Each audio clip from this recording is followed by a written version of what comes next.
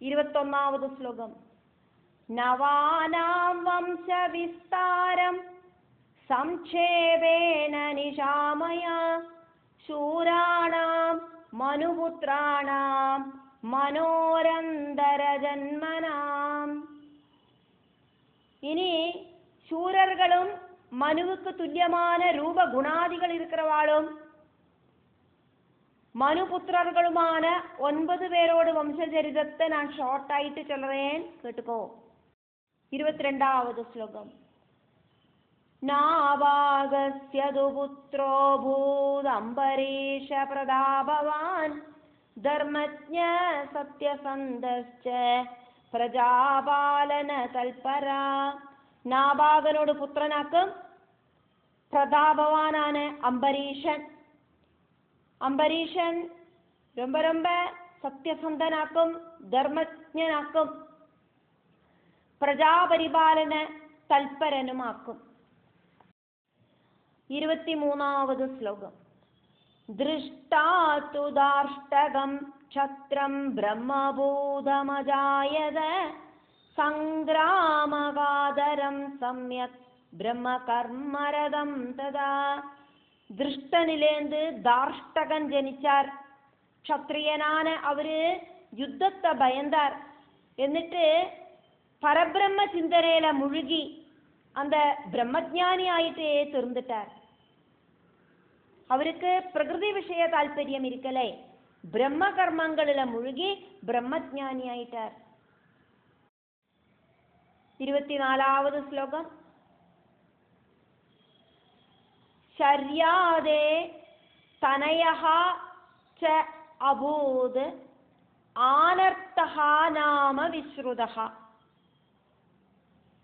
ശര്യാദേ തനയശ്ചാഭൂത് ആനർത്തോ നാമ വിശ്രുത സുകന്യാ ച തഥാ പുത്രീ രൂപലാവണ്യ സംയുത. ശര്യാദിയോട് പുത്രനാക്കും. ரொம்ப புகழ் வாய்ந்த ஆனர்த்தன் சுகன்யா அப்படிங்கிற ஒரு புத்திரியும் அவருக்கு உண்டாச்சு ശര്യാദിക്ക്. அந்த புத்திரிக்கு ரொம்ப அழகு இருந்தது. 25வது ശ്ലോകം. ച്യവനായ സുദാദത്താ രാജ്ഞാപ്യന്തായ സുന്ദരീ മുനി സുലോചനോ ജാതസ്തസ്യാശീലഗുണേനഃ. ராஜா தன்னோட அழகியான புத்திரிய, ശര്യാദി அப்படிங்கிற ராஜா தன்னோட அழகியான புத்திரி சுகன்யா அப்படிங்கிறவளை கண்கள் காணாத்த ച്യവന மகர்ஷிக்கு திருமணம் பண்ணி கொடுத்தார். சுகன்யோடு சீல குணங்களால ച്യവന மகர்ஷிக்கு கண்கள் அப்படிங்கிறது பார்வையுள்ள கண்களாயிட்டு பவிச்சது. 26வது ശ്ലോകത്തിல ஃபர்ஸ்ட் லைன் வியாச பகவான் ஜனமேஜயனுக்கு சொல்லறதும், 2வது லைன் ஜனமேஜயன் வியாசர் கிட்ட தன்னோட டவுட் கேட்கறதுமாக்கும். விஹிதோ ரவிபுத்ராபியாம் அஸ்விப்யாமிதி ந ஸ்ருதம். ച്യവന மகர்ஷியோடு கண்களுக்கு பார்வை கொடுத்தது ரவிபுத்திரர்களாயிருக்கிற அஸ்வினி தேவர்களாக்கும் அப்படிங்கிற விஷயத்தை நாம் கேள்விப்பட்டிருக்கோமே அப்படின்னு வியாச பகவான் ஜனமேஜயனுக்கு சொல்லி நிப்பாட்டுறார். இப்ப ஜனமேஜயன் தன்னோட டவுட்டை கேட்கிறார். ஜனமேஜய உவாச்ச சந்தேஹோயம் மகான் பிரம்மன் கதாயாம் கதிதஸ்த்வயா. பிரம்மஜானியாயிருக்கிற வியாச பகவானே, நீங்கள் சொன்ன கதையில எனக்கு ஒரு டவுட்டு. 27வது ശ്ലോകം. யது ராஜ்ஞா முனையே அந்தாய யத் ராஜ்ஞா முனயேந்தாய தத்தா புத்ரி சுலோச்சனா കുരൂപാ ഗുണഹീനാവാ നാരീ ലക്ഷണവർജിത. ஷர்யாதி அப்படிங்கிற ராஜா தன்னோட அழகியான புத்திரியான சுகன்யை அப்படிங்கிற மகளை கண்ணு காணாத செவன மகர்ஷிக்கு கொடுத்தார் அப்படின்னாக்குமே நீங்கள் சொன்னது.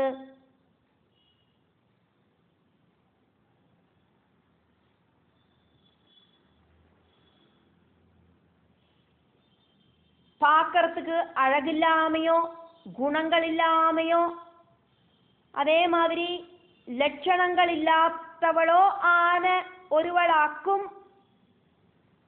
அவரோடு புத்திரி அப்படின்னா நீங்கள் சொன்னதை என்னால ஏற்றுக்க முடியும். இது இப்ப ரொம்ப அழகியான புத்திரிய அக்குமே அவரு அந்த மாமுனிக்கு திருமணம் பண்ணி கொடுத்தது. அது நீங்க சொன்னதுல எனக்கு அந்த விஷயத்துல டவுட் வருது. 28வது ஸ்லோகம்.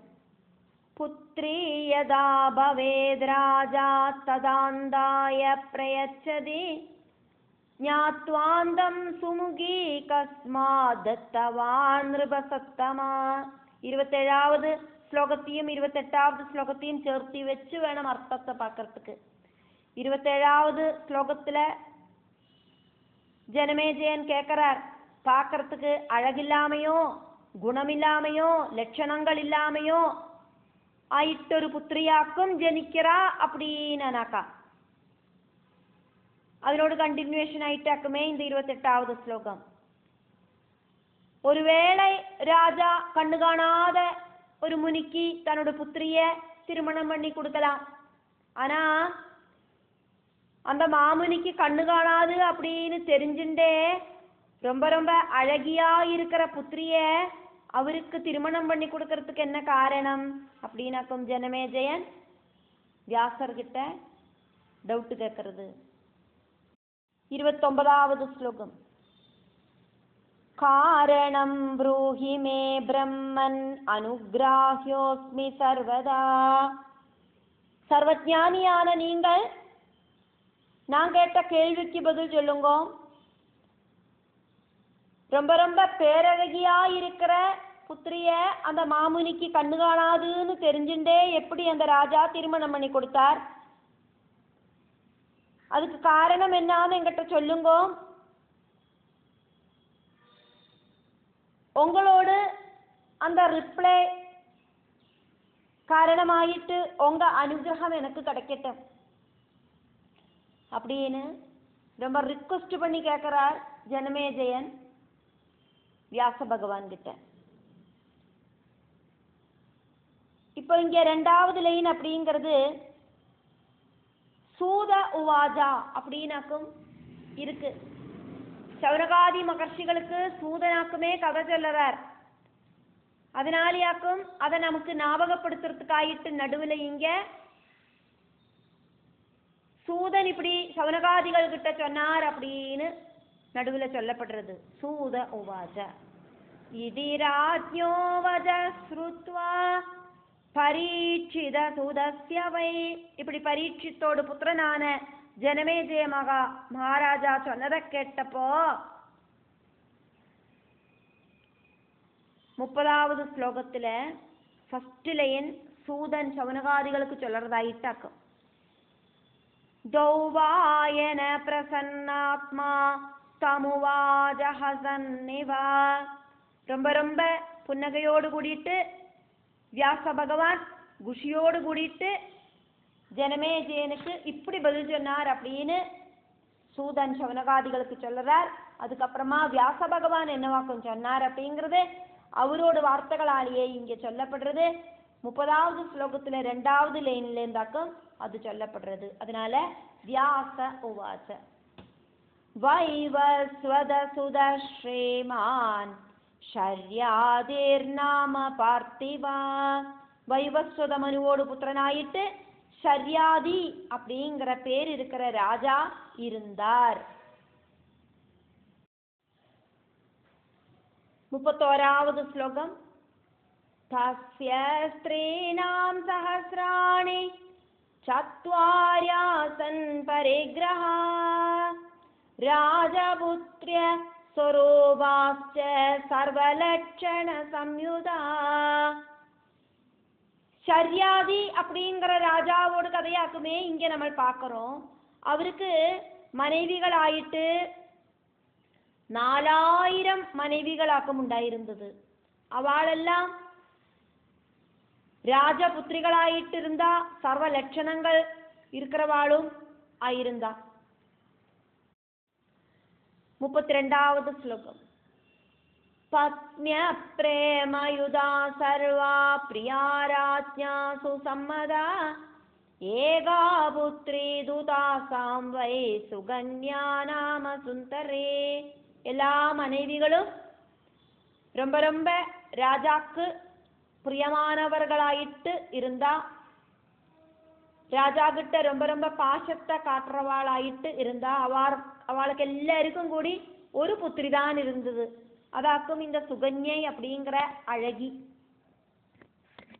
செவன மகர்ஷிக்கு கல்யாணம் பண்ணி கொடுத்த அந்த புத்திரி. 33வது ஸ்லோகம். பிது பிரியாஜ மாதிருணாம் சர்வாசாம் சாருஹாசினி நகராத் ந அதிதூரே அபூத் நகரான்னாதிதூரே போ சரோ மானச சந்நிபம்.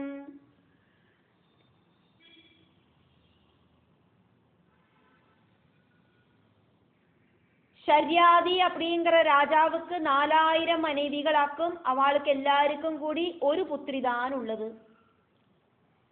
அப்போ 4000 அம்மாக்களுக்கும் ஷர்யாதி அப்படிங்கிற அப்பாவுக்கும் பிரியமானவளாக்கும் அந்த அழகி சுகன்யை அப்படிங்கிறவள்.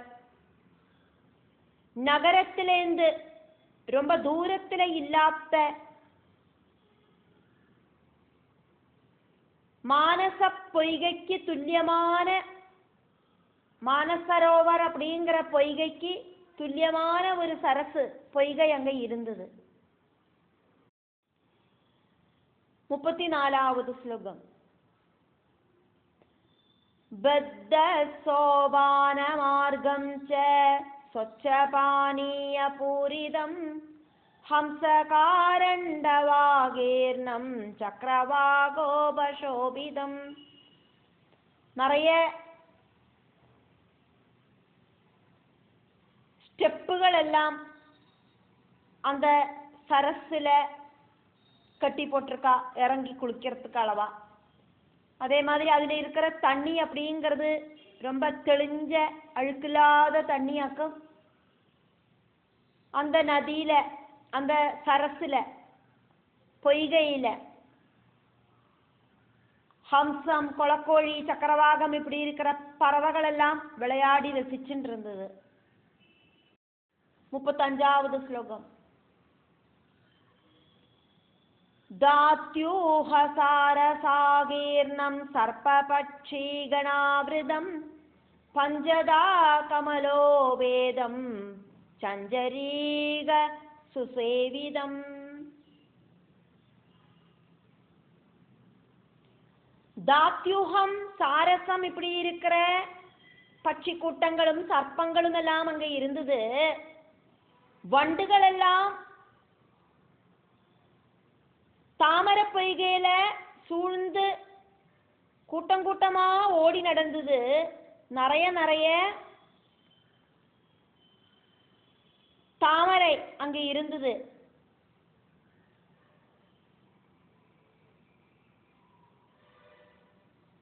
அஞ்சு டைப்பு தாமரைகளாக்கும் அந்த சரசுக்கு அழக கூட்டினது. அந்த தாமரையில வண்டுகள் எல்லாம் பாரி பறந்து நடந்தது. 36வது ஸ்லோகம். பார்ஷ்வதச்ச த்ருமாகீர்ணம் வேஷ்டிதம் பாதவை சுபை சாலை ஸ்தமாலை சரளை புன்னாகாசோகமண்டிதம். நாலு பக்கமும் ரொம்ப நிற்கிற சிரேஷ்டமான மரங்கள் அந்த சரசு வெளியில பிரகடனப்படாம அந்த மரங்கள் அந்த சரச சூழ்ந்து நின்று இருந்தது.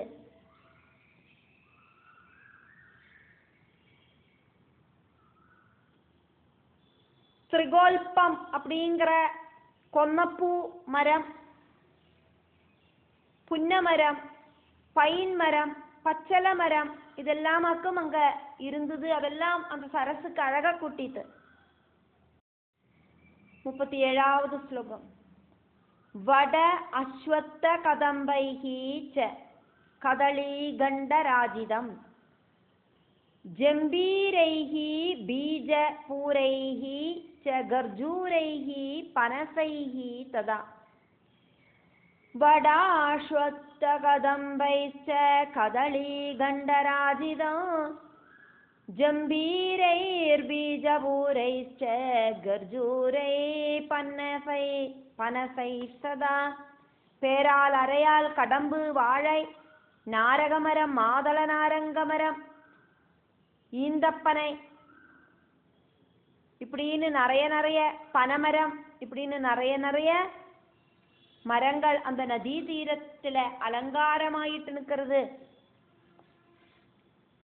38வது ஸ்லோகம். கிரமுகைர் நாரிகேளைச்ச கேதகை காஞ்சனத்ருமை யூதிகாஜாலகை சுப்ரை சம்ருதம் மல்லிகாகணே. கிரமுகைஹி நாரிகேளைஹி ச கேதகைஹி காஞ்சனத்ருமைஹி யூதிகாஜாலகைஹி சுப்ரைஹி சம்ருதம் மல்லிகாகணைஹி.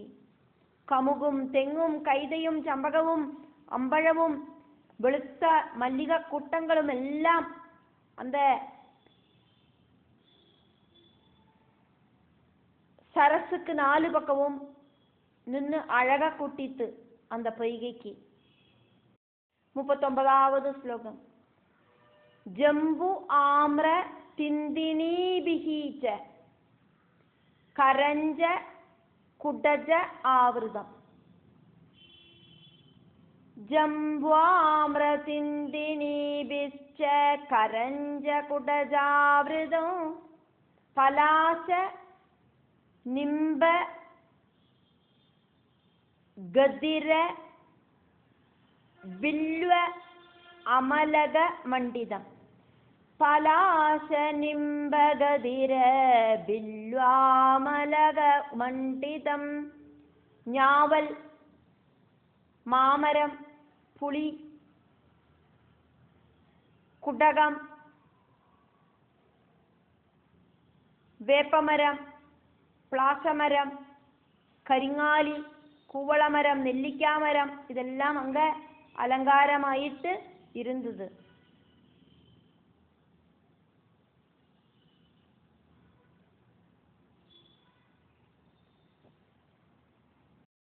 നാൽപ്പതാവത് ശ്ലോകം. ബഭൂവ കോകില ആരവ കേകസ്വന വിരാജിതം ബഭൂവ കോകിലാരാവ കേകാസ്വന വിരാജിതം തൽസമീപേ ശുഭേ ദേശേ പാദപാനാം ഗണാവൃതേ. കുയിലുകളോട് ചെത്തവും മയിലുകളോട് நாதவும் அந்த வனத்தை ரொம்ப ரொம்ப இனிமையாக்கிட்டு அந்த